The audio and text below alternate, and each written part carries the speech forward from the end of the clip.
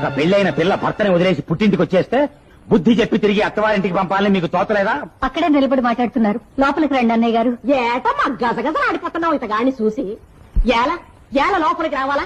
ఇంట్లో మొగ పురుగులేని సమయం చూసి జగడ పెట్టుకోవడానికి వచ్చినాడు ఇతగాడు. చిలకమ్మ నువ్వు వాళ్ళకుండు.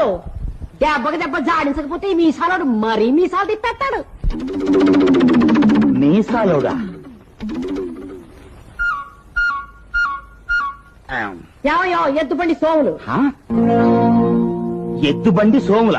నా పేరు ఎడ్మండ్ శామ్యూల్. మరి నాను అదే కదా అంటున్నాను, ఎద్దుబండి సోములు.